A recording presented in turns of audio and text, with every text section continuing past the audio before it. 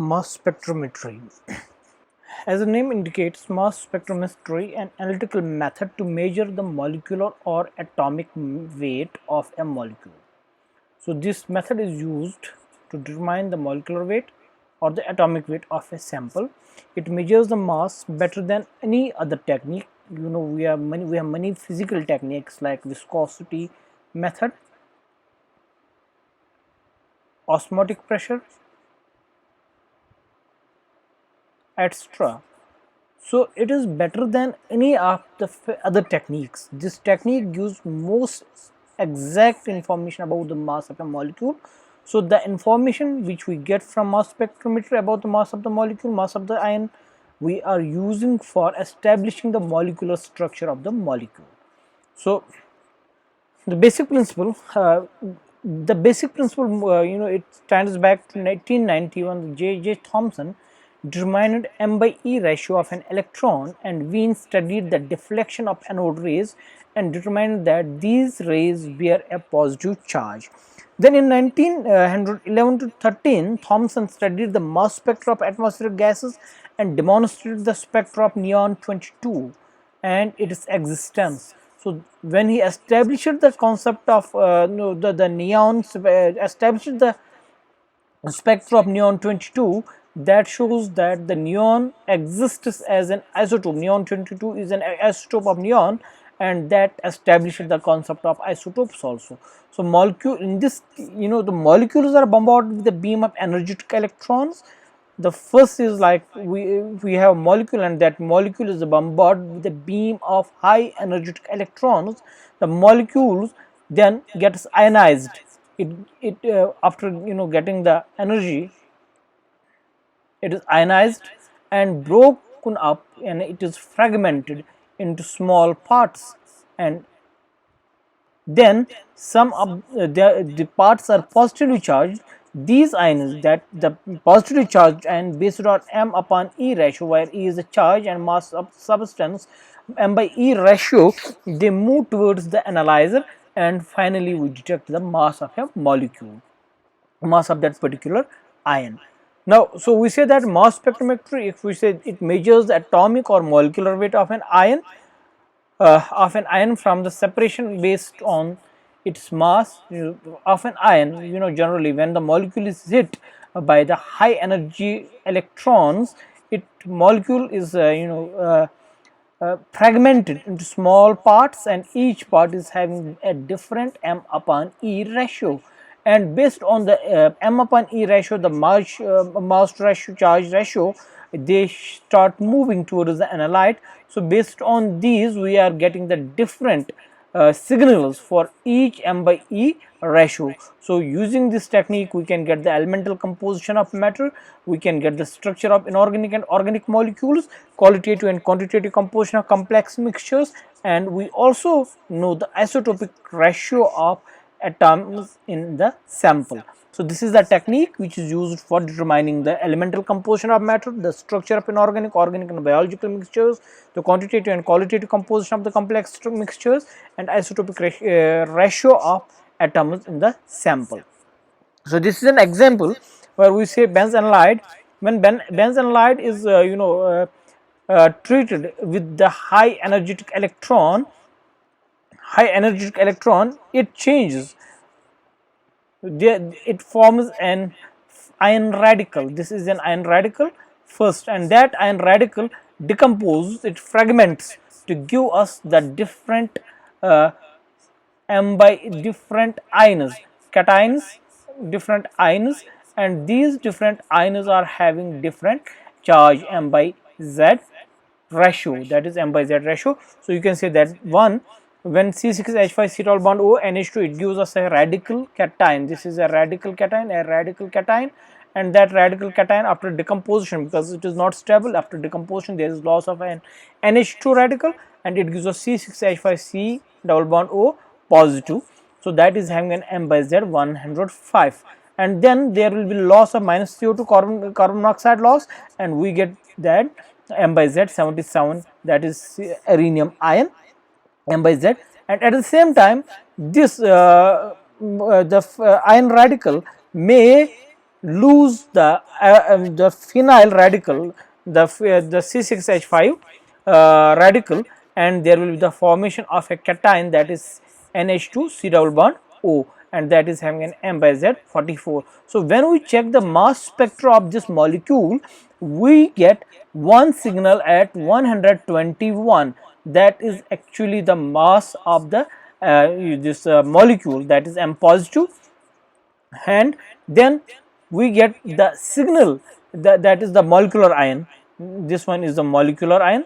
So this we say that sometimes we get the molecular ion, in some case we get M positive plus H, and sometimes we get M positive minus H. We are getting different signals sometimes, and basically we will study them one by one. Then here we say that this is a molecular ion, then we get a signal at 105, and that signal is because of the C6H5 CO cation ion. So you say that we are getting 105, then we are getting M by Z 77. You can say this one is M by Z 77, and M by Z 44 is another radical. So if you say the 55, there is a radical, 51 radical.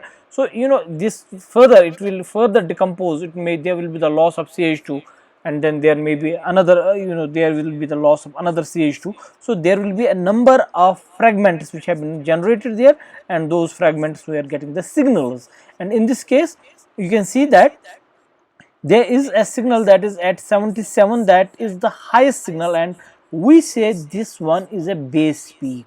A base peak is usually formed by a stable, most stable cation of the molecule. When it fragments, and then one of the ions is more stable, and that ion is gives us a more intense signal. Usually we say that it is an 100%, and in relation, in comparing the other, taking it as 100% and base peak, and then we say the other ions, these signals, they are corresponding to this signal. We say that their percentage depends on this signal. So what percent they will be depends on the base peak. And thus it is not necessary that the base peak is always a molecular ion.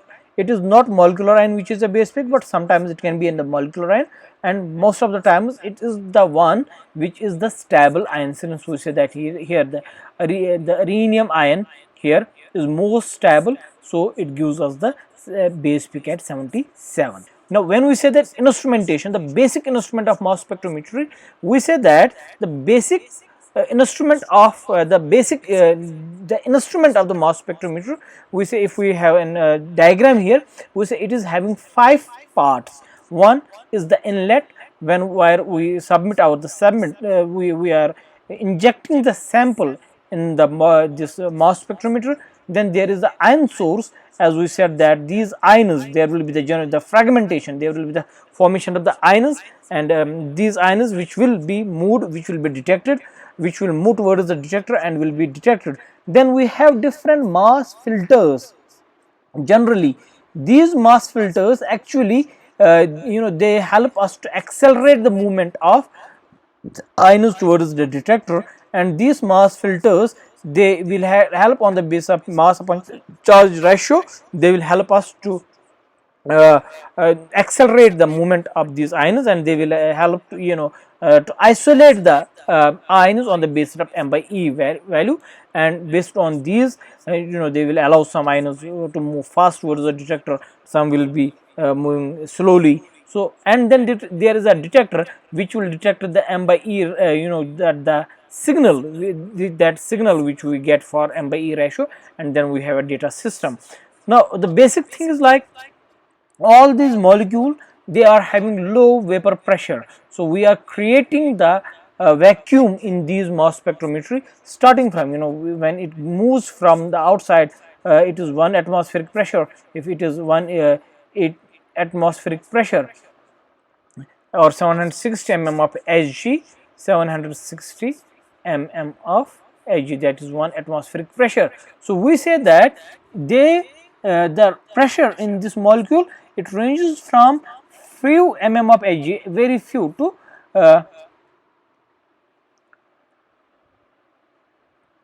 the pressure here in whole, it remains decreasing from inlet towards the up to the mass filter range, ion source, and then it is further decreased in the mass filter range, and when it reaches the detector. So to decrease this volume, the vapor pressure here, to decrease the vapor pressure, we are actually, this system is attached with a pump, that is a turbo pump, which creates a high vacuum in this mass spectrometer. So we have diffusion pumps, rough pumps, or rotary pumps, which will help us to create the vacuum, to decrease, to lower the pressure, the vapor pressure in the mass spectrometer.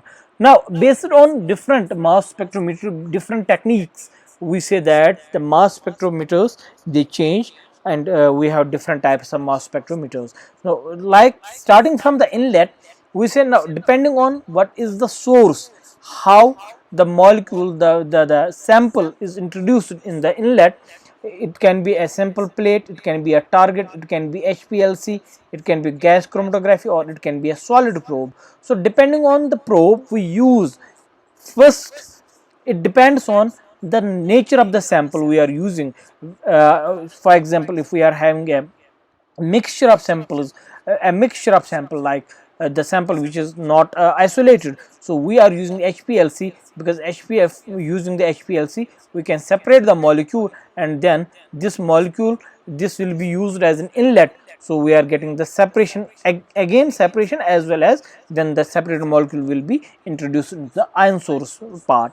So depending on the sample we are using, whether we are using the vaporized easily volatile samples, we are using non-volatile, volatile, or we are using solid samples, non-volatile samples, or so we are choosing the class of inlet we require here. Then second is the ion source. Again, we have different types of ion sources, like we have MALDI, matrix assisted laser desorption ionization.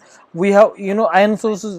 One is the sample introduced into this ion source, then in this ion source the sample is actually fragment, there occurs the fragmentation, and it changes in the normal, the molecule which has been introduced, it changes into different ions here. No, it depends on the technique which we use. One is matrix assisted laser desorption ionization, it is electron superionization, it is ion spray, it is fast atomic bombardment, LSIMS, and electron ionization or chemical ionization. So depending on the technique we are using, again this technique, it depends on whether we are having a volatile sample, we are having a non-volatile sample, where the molecule, we are having high molecular weight samples, we are having biomolecules. So based on these we choose the right probe, the right ionization source for the sample. Then this further moves towards the once the molecule, it forms the cation, it forms the ions, that ion reaches towards the positively charged ion, it forms the positively charged ion, that positively charged ion moves towards the detector, and to move towards the detector it has to pass through a mass filter. Again, we are using different types of mass filters. It can be time of flight, it can be quadrupole, it can be ion trap, it can be magnetic sector, or FTMS, Fourier transform mass spectrometry. Then again, the last part is once the molecule reaches towards the detector. So again we have different types of detectors which detect that ion which reaches towards the positively charged ion which reaches towards the detector. And then we have data system, we can have PCs, Unix, Mac. So we will be taking, again we will start from inlet. Now inlet, we have different types of inlets, we will take it with ionization source. So what type of ionization source we are using. So then we will be taking mass filters, and then we will say the how these different signals have been detected. Now, if we say the sample inlet, the first part of sample inlet, as we say, sample under study can be a gas, liquid, or solid. So depending on the inlet depends on whether we are having the compound, the nature of the compound. As I said, that the compound can be a gas, that is a volatile molecule, it can be liquid, and that can be easily volatile, or it can be solid, which is non-volatile. So based on this we choose the sample inlet. So sample is converted into vapor state. The first part is once we introduce the sample, it is converted into an vapor state. If the molecule is gaseous state, then it is already a vapor state, so we say it is a volatile, and then in that case the simple inlet system can be used. We don't need the more advanced inlet system, because we have to convert the sample into the vapor phase. That is important, and if it is already in the vapor phase, then we use a simple inlet system. But the vapor travels through a small pinhole called a molecular, then from inlet source it enters into the ionization chamber, where it is ionization chamber. So while going from inlet to ionization, it goes through a small hole, and that small hole is known as molecular leak. That small hole is known as molecular leak. Then the vapor travels through a small pinhole called the molecular leak. And if the sample is non-volatile, like it is a liquid or a solid, then again we are using the simple inlets are used. In that case, we are using the simple inlet, provided that this simple inlet is having a, here it is having a oven here, which heats the molecule, and like if this is the inlet where from we are using those non-volatile, and that oven actually increases the vapor pressure of the sample, and when it increases the vapor pressure of the sample, that sample converts into the gaseous form. It converts into the vapor state, and then enters through the molecular leak. It enters into the ionization chamber. And we sometimes, it is not necessary that we use the here the simple inlet chamber. We can use direct probe. We say that pinhole or wire loop, which is having the vapor pressure of 10 to the power minus 9 mm of Hg. So we are using the pinholes or wire loop in that case. So we will be studying in for what we are using the direct probe, how we are using the inlet as direct probes. Then we may use the chromatographs with a probe, which has revolutionized the mass spectrometry usage, because in when we have used the chromatographs, now in chromatography, what we are doing, we are doing the separation of the sample. So in this case, even if our sample is not pure, it is not completely pure sample, then we can use HPLC or GCMs. And HPLC, based on HPL, high pressure liquid chromatography, we are actually separating the sample, and then the same sample enters into the vapor phase, and it enters into the ionization chamber. So we have sometimes with inlet we can use HPLC and GMC, which has the use of these chromatographic techniques has actually revolutionized the mass spectrometry usage, mostly in the pharmaceutical sector. Then the inlet system is partially evacuated. Although I said that the whole mass spectrometer is having less, it is having less vapor pressure compared to the outside source, outside surroundings. The inlet system is also partially evacuated, and then when we move the ionization, it is fully evacuated. Then the vapor travels to ionization chamber through a hole known as molecular leak.